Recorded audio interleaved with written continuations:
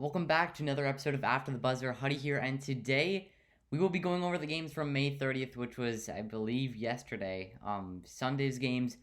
We've got it. It was a pretty good slope of games. I'm pretty sure most of them were blowouts, though, so a bit of a disappointment there. But we do start out in Atlanta for game number 4 of the Hawks and Knicks series. Atlanta was leading the series 2-1. They were in Atlanta for game 4. And I really thought that New York was going to pull this one out and tie the series at 2 apiece, but the Hawks just really took over in that third quarter, outscored them by like 14, 15, and they were just able to take away this game. It was a pretty close game. I think it was like a 4-point game or so at halftime with the Hawks leading. But they just completely outdid them in the third quarter. And the fourth quarter was it was equal between the two teams, but the third quarter was really where the Hawks took over, as they ended up beating them by, if I do the math right, give me a second here. If you do it once, that'll be 17 points. A complete blowout as the Hawks just destroy the Knicks, take a 3-1 lead against them. And it's not looking too great for the Knicks, but they will be back at MSG for game number 5. With the chance to not lose the series, but in the end, it looks like it's going to be Atlanta. Julius Randle being the leading scorer for New York, because who else? I mean, Derrick Rose did get the start again.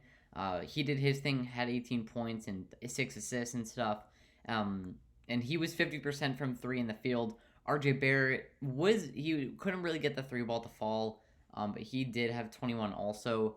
Reggie Bullock was 0 for 3 from 3, as I'm seeing right here. So he wasn't too much of a help, but Alec Burks and Obi Toppin were good help with 12 and 13 off the bench. But yeah, there was a ton of there was some talking between like Bullock and Obi Toppin, and I forgot who on the Hawks. It was I don't know who. But in the end there was just some chatter, some talking and some, it was tension between these two teams. It's the playoffs. What can you expect between two of these young teams?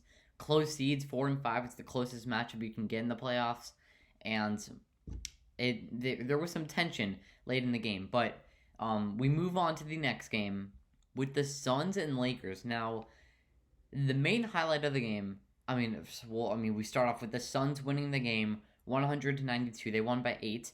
But we do start out with the game with a major injury. Not start out, but we start out the talking with the game with a major injury. Anthony Davis left the game with a groin injury, and he would not return. Later to be announced that he would not be playing Game 5.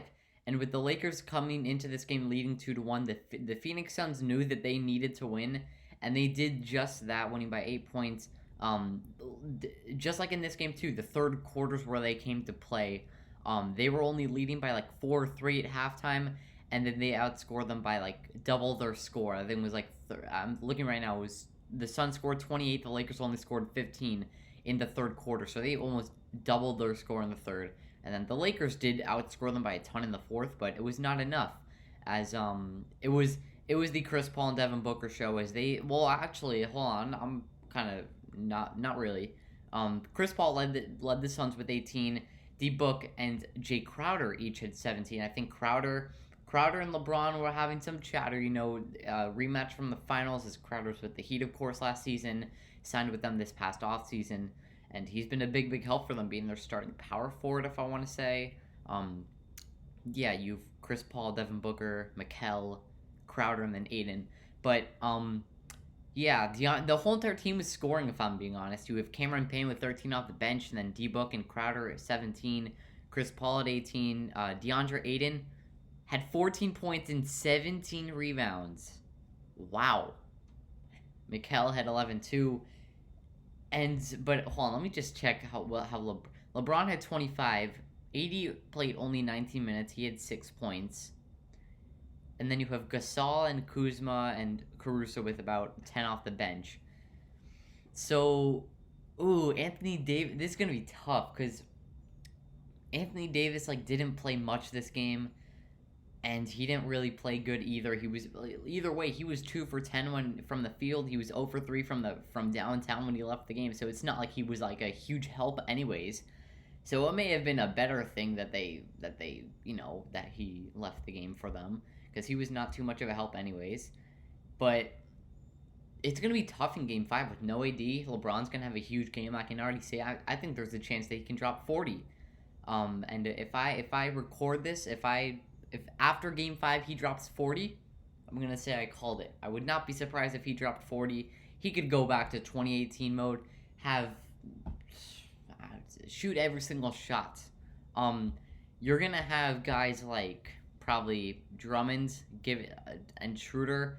But I think Schroeder and LeBron, there's like one play at the end where Jay Crowder, there was one play at the end where Jay Crowder missed. I'm pretty sure Lakers were on offense, right? You have Schroeder, he drives, he misses the layup. LeBron and Schroeder just down there walking, watching their team get put on a fast break. The Suns come down into like a 5-on-3 because the Lakers don't have Schroeder or James, and Crowder gets the open dagger 3. And that's just on LeBron. I mean, if you watch that video, just so I don't want to get copyright, but you can search up LeBron doesn't play defense versus Suns. You'll see that Schroeder misses the layup, LeBron just jumps and sits there under the rim after he misses the layup, and he just does not go back on defense. Game 5 is going to be a good one. I think it definitely should be a good one. But I think my prediction, I did have the Suns in, I want to say I had the Suns in 6 or 7 maybe. A lot of people thought I was crazy for having the Lakers a first round exit, but hey, in the end I could be right. Moving on with the Nets versus Celtics, game number 4. The Nets had a 2-1 lead going into this game, but because in the previous game the Nets were up 2-0, but we saw a superstar in the making between Jason Tatum and a 50-point game. Now in my predictions, I know that I said that the Nets would win in 5. I think I said that the one game that the Celtics would win was with Tatum dropping 50. So, I mean, what else can I say that I called it? But, if you're not new to the channel, you should know this. But if you are new, you might as well, subscribe, stay for a little while. But if you are new, I bet my friend who's a Celtics fan, I bet him that I would buy a Jason Tatum jersey if the Celtics won 2 games in this series. It's looking nice for me. It'll come down to Game 5 and end with whether Jason Tatum wants to drop 50 points or not. But, yeah, it'll be fun to see whether I have to use my money on a Celtics jersey, which I definitely don't want to do. But the Nets ended up pulling away with this win to go up 3-1 by 15 points. They were really just commanding. I mean, they were down going into the first quarter. Second quarter, they outscored them by 15. Third quarter, they outscored them by 8, and then fourth quarter, the Celtics outscored them, but, the second and third quarter is where they completely just took over. KD popped off, had 42 points. He was looking like Kevin Durant. I mean, I don't really know what other way I put it in. He was looking like Kevin Durant out there. Kyrie Irving, we know we saw that little... We saw that little thing last time with the Celtics fans, they got into his head and he had like 11 points or something. He dropped 30 on them. He dropped 39 on them, almost 40 points. And 11 assists, 11 rebounds, 2 assists. That's kind of weird, seeing 11 rebounds and only 2 assists from Kyrie Irving. And then he stomped on the logo, and many fans took that personal. In my opinion, I'm thinking it's just a logo, and I mean, he stepped on your floor. If you're driving, right, and you want to make a hard stop, you stomp on the floor. That's basically what Kyrie Irving did. Many fans took it personal. I guess it's on your logo and stuff, and he said he would re-sign with them and all that. So I get it how fans took it, but if you can back it up on the court, as I'm taking this from somebody, if you can back it up on the court, then that's fine. But it looks like if you're down 3-1 in the series, then you can't really do anything about it, But everybody was scoring for this Nets team. 14 off the bench with Bruce Brown.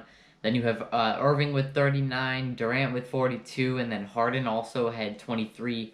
Even though he kind of struggled from the field, 2-5 from 3-point range. And with the Celtics, Tatum had 40, but that was not enough for this Nets team, literally not even close to enough. Smart and Fournier had 16, and, Pritchard with 12 off the bench. But, in the end, it doesn't really matter because Jaylen Brown was a huge loss.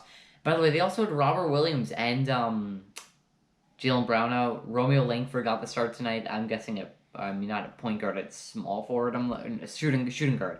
Um, but yeah, it was a big hit with, of course, Jaylen Brown being out for the season. Then you add on with Robert Williams being your top defensive player out, and then you have Kemba Walker out. So that was a big loss. I think that looking like at the score here, if you have Jaylen Brown, Kemba Walker, and Robert Williams, you're first of all limiting their score, plus you're adding onto your score. I think that the Celtics can easily take a couple games from Brooklyn with that. But in the end, you don't have those players. You can't really do anything about it. And the Nets end up taking a advantage over the Celtics.